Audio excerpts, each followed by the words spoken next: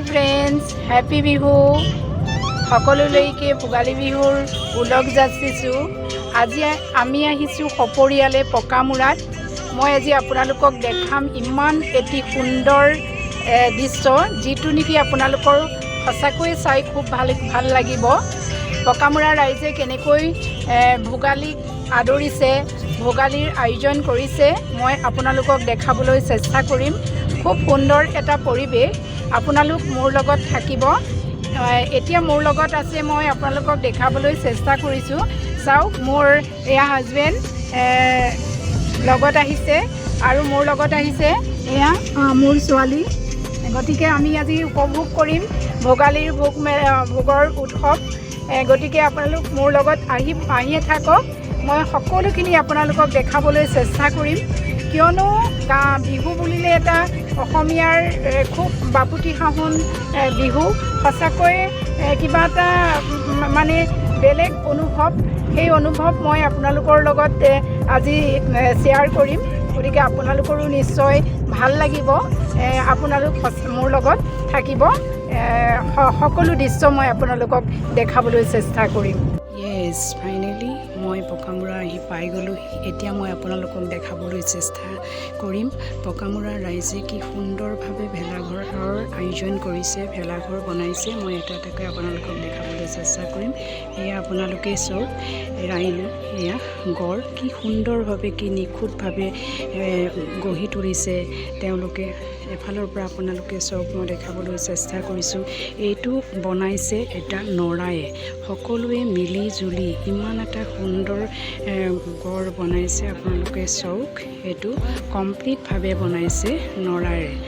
এইটো চাওক, আপোনালোকে নিশ্চয় আপোনালোকে দেখিছে। এইটো ভালদৰে চাওক, মই আকৌ এবাৰ দেখাবলৈ আপোনালোকক চেষ্টা কৰিছোঁ। আপোনালোকে ভালদৰে চাওক। আৰু এয়া চাওক, কাজিৰঙা উৰণীয়া সেতু।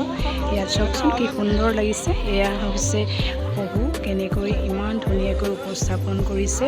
আৰু এইটো হৈছে এলিফেণ্ট, কি সুন্দৰভাৱে এই এলিফেণ্টটো, হাতীটো বনাইছে। ইমান এটা নিখুঁতভাৱে নৰাৰে সৈতে সকলোৱে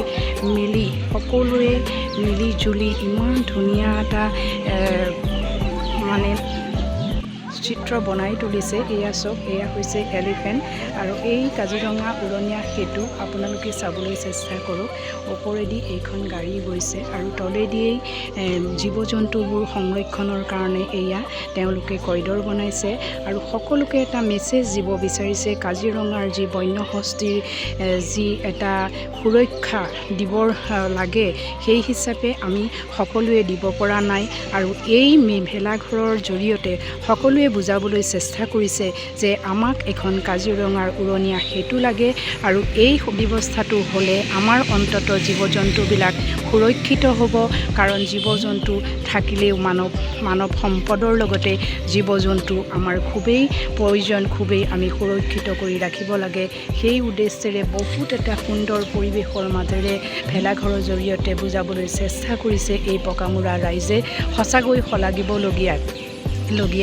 আৰু আপোনালোক মোৰ লগত থাকক, মই দেখুৱাম এই বাপুতিসাহোন বিহুৰ জৰিয়তে অসমীয়া ৰাইজে কেনেকৈ নিজৰ মনৰ পৰিস্থিতি, মনৰ কল্পনাবিলাক তেওঁলোকে বাস্তৱত ৰূপায়িত কৰিবৰ কাৰণে প্ৰচেষ্টা কৰিছে। তাৰ জৰিয়তে মই আপোনালোকক কৈ যাম, আপোনালোক মোৰ লগত থাকিব। চাবলৈ চেষ্টা কৰক, কি এটি সুন্দৰ জিৰণি চৰা তেওঁলোকে বনাই তুলিছে। অকল নৰা আৰু বাঁহেৰে ইমান এটি সুন্দৰ জিৰণি চৰা তেওঁলোকে বনাই তুলিছে। সঁচাকৈ বহুত আচৰিত হ'বলগীয়া।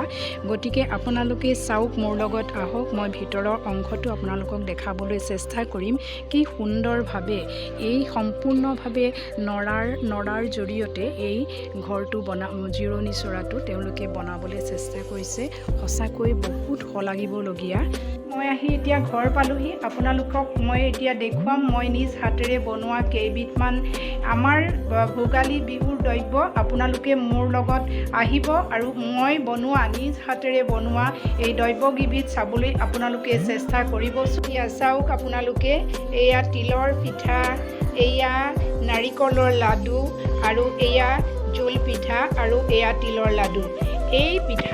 এইটো হৈছে বগা পিঠা তিল পিঠা বুলি কয় এইটো তিল আৰু পিঠাগুড়িৰ দ্বাৰা গুড় দি তৈয়াৰ কৰিছোঁ আৰু এইটো হৈছে তিলৰ লাডু এইটো গুড় আৰু তিলেৰে তৈয়াৰ কৰিছোঁ আৰু এইটো হৈছে জোল পিঠা ইয়াত পিঠাগুড়ি আৰু তেল আৰু ইয়াতে গুড় সংমিশ্ৰণেৰে বনাইছোঁ আৰু এইটো হৈছে নাৰিকলৰ লাড়ু চেনিৰ দ্বাৰা মিক্স কৰি বনাইছোঁ গতিকে ইমান এটা আইডিয়া নাই বনাবৰ কাৰণে তথাপিও চেষ্টা কৰিছোঁ কাৰণ